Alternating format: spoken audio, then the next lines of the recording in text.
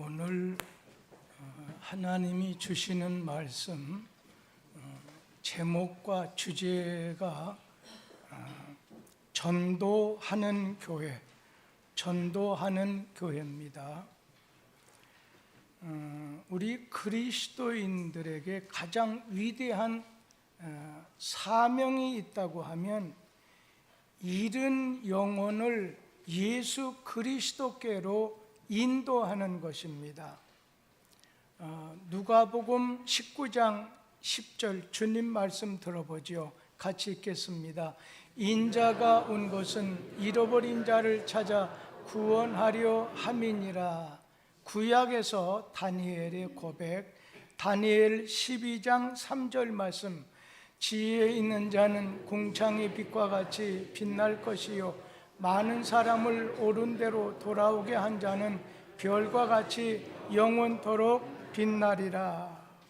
그러니까 우리 그리스도인의 가장 위대한 사명 또 목표 역할이 있다면 잃은 영혼을 찾아서 주께로 인도하는 거다. 그래서 예수님께서 내가 이 땅에 온 것은 잃어버린 자를 찾아 구원하기 위함이라 말씀하셨고, 다니엘 12장에서는 옳은 대로 많은 사람을 돌아오게 하는 자는 별과 같이 영원토록 빛난다 말씀하셨습니다. 현대 교회에 문제점이 있다고 하면 그것은 교회가 전도하지 않는 것입니다. 그보다 더 안타까운 일이 있다고 하면 그마저 교회 전도에서 나온 새신자를 붙잡지를 못하고 교회를 그냥 나가게 된다는 거예요. 전도를 가르쳐서 아이 낳는 것과 같다고 하면 교회 안에 계속 정착하고 양육이 되고 또 상담을 하고 신방을 하게 된 것은 낳은 아이를 잘 기르고 보살피는 것과 같다는 것입니다. 그래서 교회 부흥하는 것, 교회가 성장하는 것은 전도해서 앞문으로 들어온 새신자를 뒷문으로 빠져나가지 못하도록 철저하게 새신자가 잘 정착하도록 도와주는 것입니다. 예수님은 전도가 나의 사명이라고 하는 것을 알고 계셨습니다. 마가복음 1장 38절 말씀 다 같이 한번 읽어보도록 하지요. 이르시되 우리가 다른 가까운 마을들로 가자. 거기서도 전도하리니 내가 이를 위하여 왔노라 하시고, 그러니까 예수님께서는 나는 이 땅에 전도하러, 그러니까 주 밖에 있는 사람을 주 안에 들어오게 하고 지옥 갈 사람을 천국 가게 만들기 위해서 왔다고 하면서 오늘 예수께서는 한 곳에서만 머물러 계시지 않고 그리고 또 찾아오는 사람만 기다리는 미온적인 그런 전도 방법이 아니라 그냥 예수님께서 말씀하시기를 우리가 다른 가까운 마을들로 가서 이게 무슨 말씀이겠어요? 그냥 이 동네 또 내일은 저 동네 옮겨 다니면서 세상에 복음을 전하셨다는 거예요. 한 30년 전에 제가 우리 교회 전도를 좀 강화하기 위해서 구호 하나를 만들어낸 적이 있어요. 한번 우리 같이 한번 읽어보면, 찾아가자 불신자, 새신자, 침례주자 결신자, 양육하자 초신자. 오늘 우리 교회 성도들이 하나님 나라 확장, 영원 구원하는 교회가 되려고 하면 교회 구조를 바꿔버려야 된다는 거예요. 그러니까 전도 구조로, 선교 구조화로 교회를 뜯어고쳐야 된다는 것입니다. 오늘 우리 교회 교우들이 간혹 가다가 우리 교회는 참 가족적인 분위기입니다. 가족 어느 누구도 틈타 들어올 수도 없어요. 가족적인 분위기가 싫다는 게 아니라, 가족적인 분위기의 교회가 아니라, 우리 교회는 마귀에게 점령당해 있는 것을 찾아서 하나님 나라로 만드는 전투적인 교회가 되어야 된다는 거예요. 마귀에게 지금 속해 있어요. 매였어요. 끄집어내서 우리는 그들을 주님 안으로 들어오게 만드는 전투적인 교회가 되어야 된다는 겁니다. 교회가 존재하는 목적이 있다면 그 교회가 이렇게 서 있는 그 지역에 죽어가는 영혼을 위해서 하나님이 파송한 군대와도 같다는 의식을 가지라는 거죠. 오늘날 한국의 교인 중 70, 80% 정도는 평생에 한 번도 전도해보지 않은 사람이라고 하는 것을 생각할 때 그 정도인가 하는 것을 느끼겠지만 현실입니다. 예수 믿는다고 하는 것은 전도하는 것입니다. 불신 영혼을 구원하는 것에 대한 비전을 우리 교회가 새로운 성전 건축과 함께 가질 때에 여러 날 후에 하나님께서 넘치는 불신 영혼들을 오늘 주께로 인도하는 것을 목도하시게 될 것입니다. 전도하지 않는 교회는 존재 이유가 없다는 겁니다. 존재 가치가 없다는 것입니다. 우리 사도행전 5장 42절 말씀 다 같이 한번 읽어보지요. 그들이 날마다 성전에 있든지 집에 있든지 예수는 그리스도라고 가르치기와 전도하기를 그치지 아니하니라. 그러니까 초대교회 교인들은 다 전도자였어요. 초대교회 시절 교회를 가르쳐서 에클레시아라고 했어요. 이 에클레시아라고 하는 말의 뜻은 뭐냐면 어떤 건물을 교회로서의 상징하는 것이 아니라, 교회를 에클레시아라고 불렀던 것은, 에클레시아, 하나님께 부르심을 받은 자들의 모임, 오늘 성도들의 모임을 가르쳐서 교회라고 했어요. 그들은 바로 모임의 성격, 모임의 목표가 전도하는 거였습니다. 많은 교인들이 그렇게 생각해요.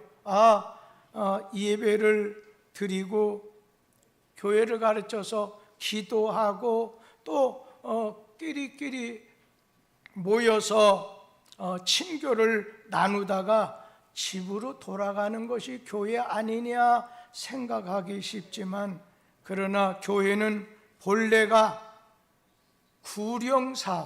구령사업은 영원, 불신 영혼을 구원하기 위한 목적을 수행하기 위해서 모이는 장소가 교회입니다. 그렇기 때문에 교회, 여기는 성도들이 모여서 말씀을 통해 성령의 능력으로 힘을 얻고 나가서 예수의 증인의 역할을 감당하게 만드는 것이 교회입니다. 교회에 나와서 말씀 듣는 것도 중요하지요. 그러나 들은 하나님의 말씀을 가지고 나가서 증거하는 일도 더 중요하다는 것입니다. 믿는 사람을 가르쳐서 뭐라고 해요? 사람 낚는 어부라고 해요. 그러면 교회는, 교인들이 모인 이 교회는 오늘 그 고기를 잡는 어선과 같다고 말할 수 있어야 되지 않겠어요? 그런데 사람 남는 어부라고 하는 이런 교인들이 그냥 유람객과 같이 되고 교회가 생명선이 아니라 오늘 유람선이 되게 된다면 교회로서의 의미와 교회로서의 존재 의미가 사라지게 된다는 거예요. 우리가 군대를 보게 되면 싸우기 위해서 조직이 되고 존재하는 단체인데, 만약에 군대가 싸우기를 포기한다면 존재 가치가 없어지는 것 아니겠습니까? 교회는 오늘 이 세상에 하나님 나라를 확장하기 위해서 불신 영혼을 구원하는 전도를 위해서 존재하는 단체인데, 만약에 교회가 전도하기를 포기한다면 교회로서의 존재 가치가, 이유가 없어지게 되고 만다는 거예요. 오늘 교회는 모여서 기도하고 예배드리고 말씀을 드린 다음에 성령의 역사하심을 따라서 흩어져서 전도하는 전도 기지가 돼야 돼. 교회는 전도 기지가 돼야 된다는 것입니다. 교회는 말씀을 선포하는 진리의 등대가 돼야 될 뿐 아니라 구원의 방주가 돼야 된다는 것입니다. 오늘 초대교회는 교회로서의 역할을 감당하기 위해서 성령 충만해져서 전도했습니다. 사도행전 4장 31절 말씀 보지요. 거기 보면 빌기를 다음에 모인 곳이 진동하더니 무리가 다 성령이 충만하여 다음대에 하나님의 말씀을 전하니라. 오늘 초대교인들에게 오늘 그리스도인이 된다고 하는 것은 바로 성령의 역사, 성령에 붙잡혀가지고 하나님의 말씀을 전하는 것이니라.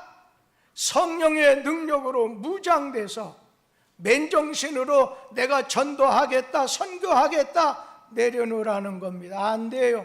성령의 권능이 너희에게 임하시면 끝까지, 세상 끝날까지, 끝날까지 내 증인이, 예수의 증인이 될 수 있다고 하는 것입니다.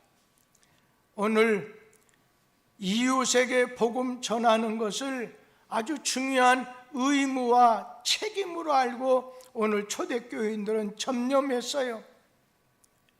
오늘 성령 충만했던 초대교회, 그리고 초대교회, 교회가 처음 시작할 당시에 이 초대교회는 전도 중심의 교회였어요.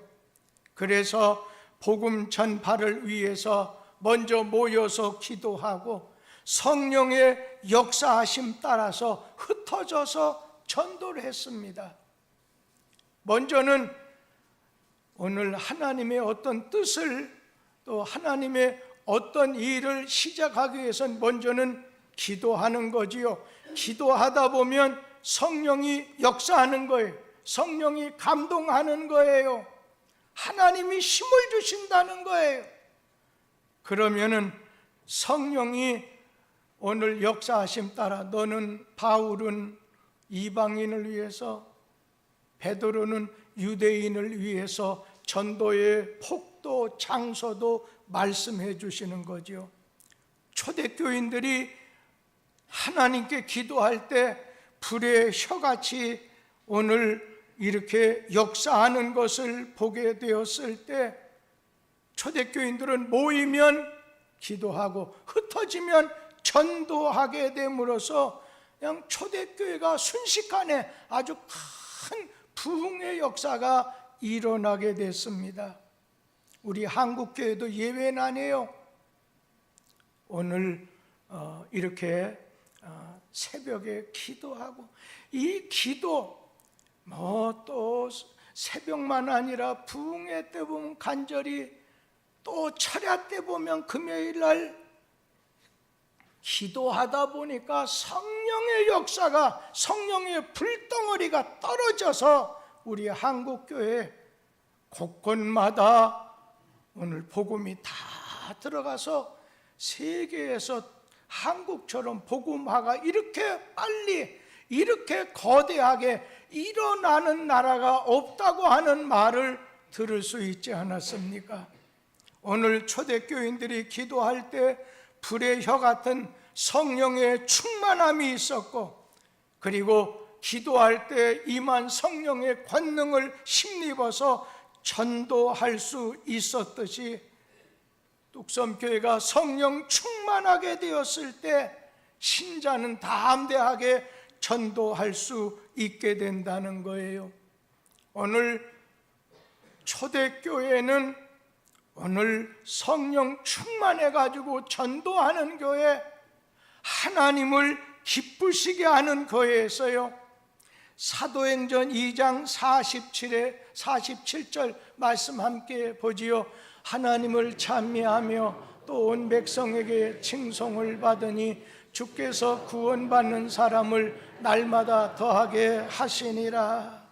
오늘 하나님이 보실 때 어느 매 교회가 훌륭한 교회인지 여부는 교회 역사가 얼마나 됐느냐, 건물 크기가 어떠냐, 교인 수가, 교회 헌금이 많고 적은 것에 달려있지 않고 그 교회가 오직 잃어버린 영혼 구원을 위해서 선교에 얼마나 최선을 다하는 교회냐, 이것이 하나님을 기쁘시게 하는 교회의 기준이 된다고 하는 것입니다.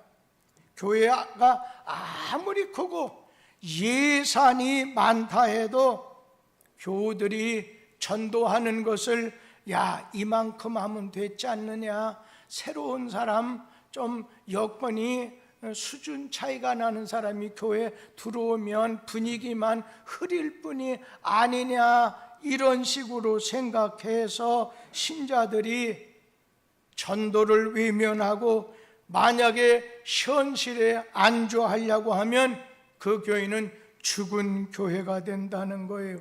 그런 교회는 하나님에게 불충성하는 교회요, 그런 교회 지도자와 신자는 하나님의 징계가 곧 오게 될 것임을 염려해야 된다는 것입니다.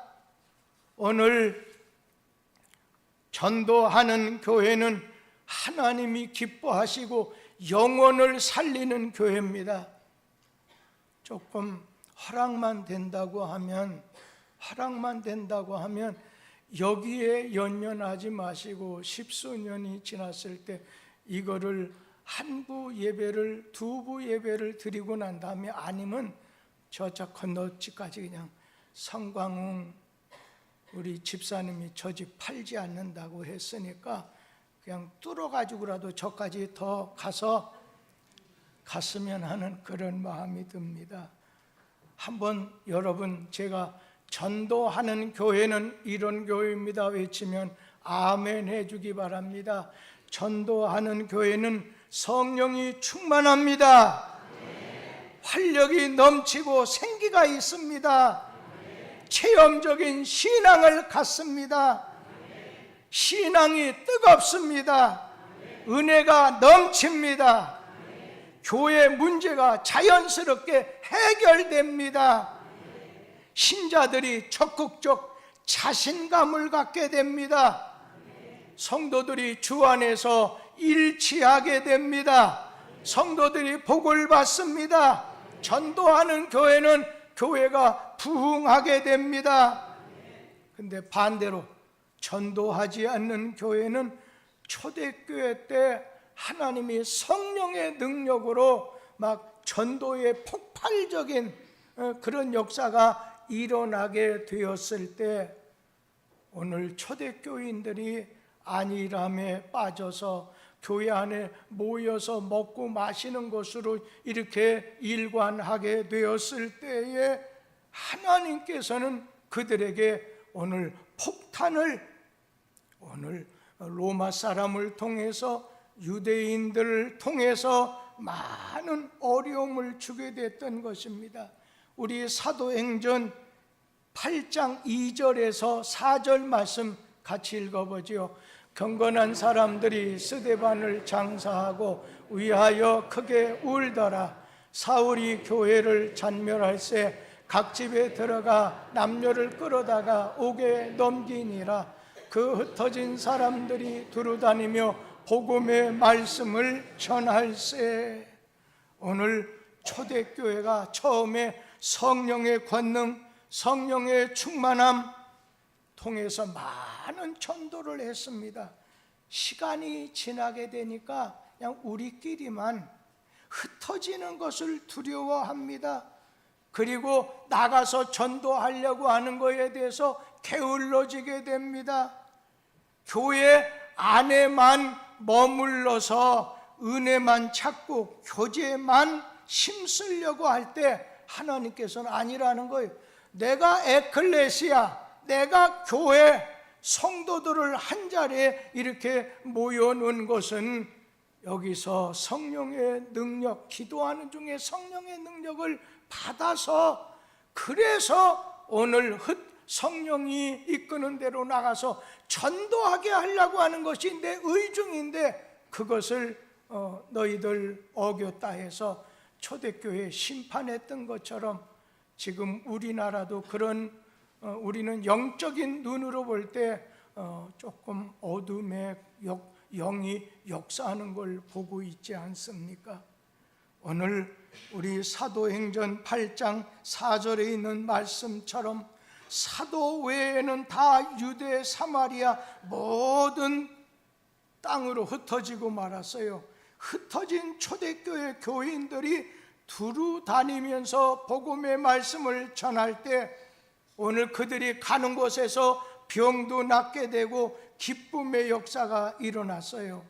우리 한국교회 초기에는 전도의 열정이 넘쳤어요. 선교사도 마찬가지고 처음에 교인들은 전도의 열정이 넘쳤는데 이게 세월이 지나다 보니까 게을러지고 그냥 축복만, 은혜만 받기를 좋아하고, 그리고 교회 밖으로 나가야 될 사람들이 교회 안에만 모여서 이렇게 교제하고 열중하다 보니까 하나님의 징계가 소리 소문 없이 찾아오게 됐더라는 것입니다. 여러분, 전도의 열매가 없는 농부가 쫓겨나게 되죠. 영원 구원의 전도 열매가 없는 신자도 화를 당하게 되고 버림을 받게 된다는 거예요. 마태복음 21장 41절 말씀 다 같이 한번 읽어봅니다. 그들이 말하되 그 악한 자들을 진멸하고 포도원은 제때에 열매를 바칠 만한 다른 농부들에게 새로 줄지니라. 자, 이 무슨 말씀이에요? 농부가 포도원으로부터 이렇게 땅을 소작으로서 받아가지고 그것을 잘 열매를 맺으면 그것에 7대 3이든 주인이 7가지고 자기는 3가지고 하듯이 이렇게 약속했던 포도원 주인의 뜻을 망각하고 은혜를 잊어버리고 때가 됐는데 오늘 과실의 열매를 바치지 않게 되자 화가 난 포도원 주인이 농부들을 모두 다 내쫓아버리고 다른 농부들에게 세를 주었습니다.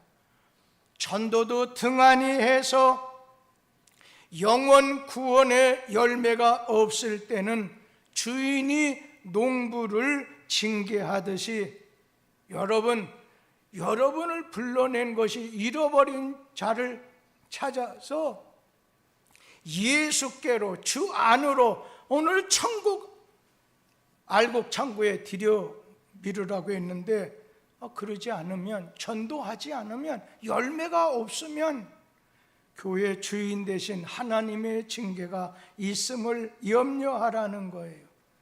오늘 예수님이 왜 이 세상에 오셨습니까? 세상 사람들을 구원하셔서 천국 사람 만들기 위해서 예수께서 이 땅에 오신 겁니다. 교회는 사단의 권세 아래에 있는 불신자를 구원해야 될 의무와 책임이 있다는 것입니다. 그런데 교인들의 시선이 늘 교회 안에 머물러 있으면 안 되는 거예요. 교인들의 시선이 교회 안에 머물지 않고 교회 밖을 향해서 영원 구원의 사업을 벌리기 위해서 교회 바깥을, 주님 바깥에 있는 사람을 찾아가 봐야 된다는 거예요. 오늘 찾아가야 돼요. 찾아오게 해야 돼요. 제가 5층에다가 카페를 하게 된 이유가 있어요. 거기서 성도들 교제도 나누고 구역 예배도 드리고 성경 공부도 하고, 그리고 또 새신자들 오면 잘 맞고, 그러면서 신앙 그리고 인생 상담을 해주고, 그리고 거기서 결혼 상담소를 해서 그냥 자기 필요해. 요즘은 교회에 여러분 그냥 무조건 오지 않습니다. 요즘 전도해도 전도지 잘 받지도 않아요. 그런데 결혼 상담소를 통해서 자기 자신의 문제를 해결하려고 왔다가 예수 믿게 해주는 거지요. 그래서 오늘 뚝섬 교회는 이제는 지경을 넓혀야 돼요. 지경을 넓혀야 돼. 사람의 그것만이 아니에요. 사업의, 선교의 지경을 넓힐 때에 우리 하나님이 기뻐하실 수 있다는 것입니다. 우리는 열심히 전도해야 됩니다. 그리고 교회는 전도한, 교회에 등록한 새 교인들이 잘 정착할 수 있도록 온 교인이 도와주셔야 됩니다. 참새가 앉으면 참사를 쫓아내는 오늘 교인들이 있으면 그냥 정착하지 못하고 훌훌 날아가 버릴 것입니다. 교인 중에 이런 분은 좀 회개해야 되고 바꿔야 됩니다. 새신자에게 인사를 잘 하지 않는 벙어리 교인이 있어요. 제가 감사하게 일부 예배 마친 다음에 세 번째 줄에 어떤 자매님이 다른 데 교회 다녔다 찬양할 때 따라하는 거 보니까 앉았는데, 오늘 예배가 마친 다음에 우리 교인들이 설교 끝난 다음에 예배 마치고 나갈 때 막 여러 사람이 앉아 있는 대로 밖에서도 한 7, 8명이 붙어가지고 인사도 하고 하는 걸 보면서 참 감사하다, 이런 생각을 갖게 됐는데, 여러분, 불신자는요 교회의 첫 발을 딛는 것은 자기 필요에 의해서, 자기 필요 때문에 교회 와요. 그런데 교회 나오는 두 번째는 교인들의 이 친절함 때문에 나오게 된다는 거예요. 그런데 벙어리가 돼서는 안 돼요. 여러분, 그냥 내가 잘 아는 사람만이 아니라 모르는 사람에게도 입을 열어서 위로해주고 반갑다고 기쁜 소식도 전하는 거죠. 그리고 교인 중에는요 전도하는 걸 되게 겁내는 겁쟁이 교인도 있습니다. 또 주일낮에만 나오는 주일날 교인도 있어요.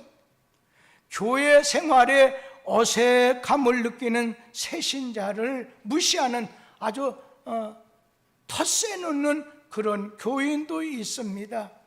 자기가 아는 교인하고만 인사하고 친교하는 자기당 교인도 있습니다. 오늘 예수님의 사랑의 정신보다도 그냥 서열을 중시하는 권위주의적인 그런 교인도 있습니다. 동네 사람과 사이가 안 좋은 지역에서 욕먹는 교인이 있습니다. 항상 교회당에서 내 자리만 고집하는 고종석, 그래서 내가 늘 앉는 자리인데 다른 사람이 머물러 가면 좀 10% 저로 가라고, 이런 걸 제가 자주 봐요.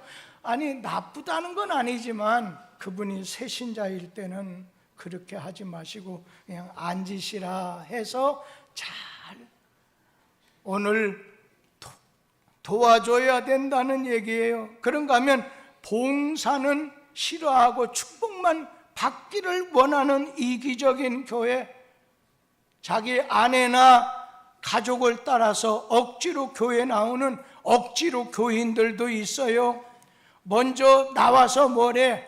차 안에 앉아 있다가 그냥 예배 시작 조금 지나게 되면 그때 슬슬 기어 나오는 교인도 있어요.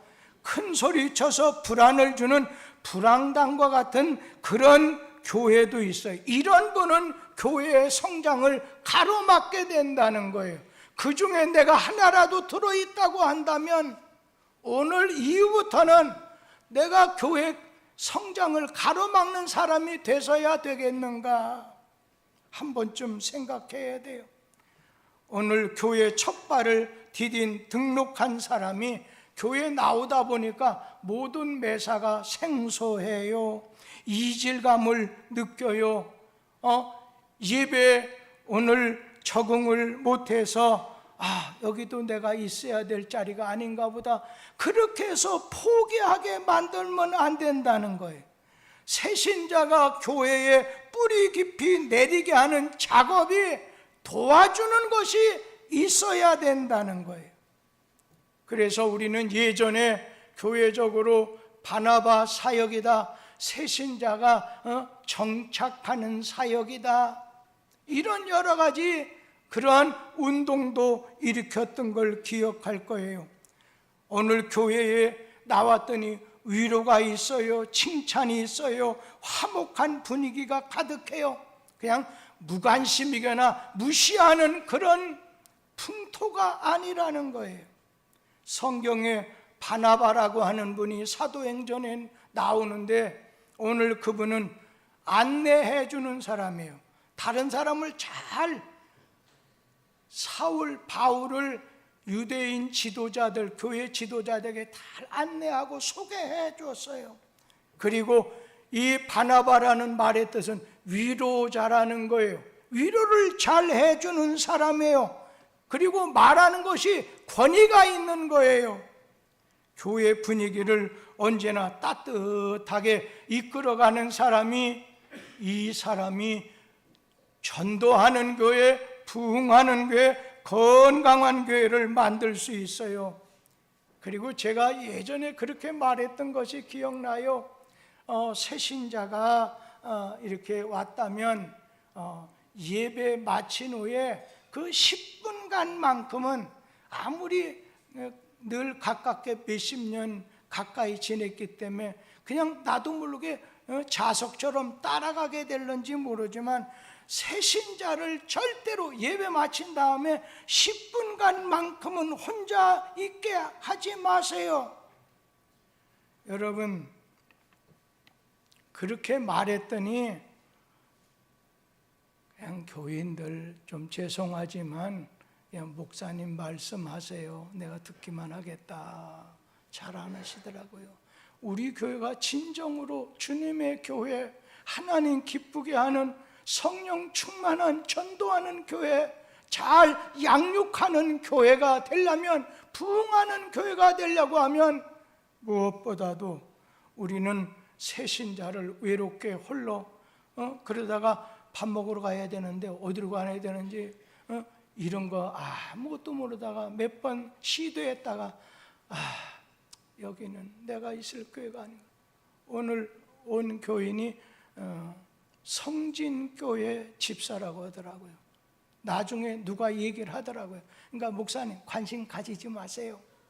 그래서 알겠습니다, 그렇게 했지만은 우리 교회 다른 교회에 나가건 우리 교회 처음 나오신 분이건 교회 나오다가 지금 병상에 있는 분 여러 날 보이지 않아요. 우리 교회 그 어느 집사님이 우선 한 분은 병상에 의해서 부천 지역에 사는 교인은 못 나와서 지역장이 한번 신방 가봐야 되겠어요, 이런 교인도 있지만, 또 어떤 분은 이렇게 마음에 상한 마음이 있어서 좀 교회 나오는 걸 조금 등한히 할 수도 있어요. 이럴 때 여러분이 사랑으로 전화하고 사랑으로 관심 가져주는 것이 귀하다는 것입니다. 그리고 내가 교회에 나온 것이 교인들이 좋아하는구나, 환영 1세기구나, 야 내가 VIP 대접을 받는 것 같네, 밥도 뒤에 서 있는데 어정쩡하게 서 있는데 아유 앞에 앉으세요, 저보다 먼저 이렇게 자매님이 형제님이 이렇게 해서 내가 이 교회에서 필요한 사람이 될 수도 있겠구나 하는 걸 느끼게 해주라는 거예요. 그리고 가슴이 따뜻한 사람이 그 새신자를 새로 왔으면 막 찾아가 주라는, 옆에 있어 주라는 거예요. 오늘 새신자와 교인을 연결해 주는 중보자가 되라는 거예요. 예수님이 거룩하신 하나님과 죄로 죽게 될 인간 사이를 연결시켜주는 중보자가 되셨듯이 새신자를 사랑과 기도로 중보하도록 수시로 오늘 그들에게 관심을 가지고 찾아가주고 대화해주고, 그리고 교회 오게 되면 우리 교회 새신자들이 앞으로 많아질 거예요. 여러분 보세요. 그러면요 여러분 그냥 우리 교인에게, 새로 오신 분에게 우리 교회 이창우 집사님 이분이 이렇게 머리에 이거 아무것도 없습니다, 아니면 그래서 모자 썼어, 이런 얘기는 하지 마시고요. 이분이 머리가 똑똑하셨던 분입니다. 옛날에 신동이라고 했던 분, 그래요 이분이요. 그랬던 분인데 제가 그런 얘기를 하라는 얘기가 아니라 우리 집사님 이런 분입니다. 지금 어디에 사신다든지 이런 일을 하시는 분인다든지 이래서 오늘 그 사람과 가깝게 만들어주는 그런 역할을 하는 사람이 우리 교회에 여러분의 바나바 사역자와 같은 분이 있어야지, 나이가 드시다 보면 언제나 단단해져 갖고 꼭 가던 길, 앉는 자리, 먹는 사람하고만 먹고 새로운 사람이 와도 눈치 한번 보지 않고 하다 보면 우리 교회의 미래는 여러분 좋지 않다는 걸 꼭 기억하세요. 뚝섬교회는 말 그대로 우뚝 선 교회예요. 여러분 요즘에 서울 장안에서 우뚝 서가는 데가 어디입니까? 집값이 교회 지금 여기 앉아있는 여러분이 예배드리는 이 자리가 한 평에 1억 5, 6천만 원이 된다는 걸 기억하세요. 오늘 뚝섬 교회는 이제는 미래지향적으로 부흥도 하게 되고 하나님을 기쁘시게 하고 지역사회를 복음화시키며 오늘 지역사회를 좋은 변화를 가져올 수 있는 좋은 교회요, 오늘 죽을 영혼을 구원하는 교회가 되기 때문에 우리 모두 다가 나 하나쯤이 아닙니다. 여러분 한 사람이 일었을 때 우리 모두 나 하나는 뚝섬의 전부다, 그런 의식을 가질 때 뚝섬교회는 슬픈 교회가 되지 않을 것입니다.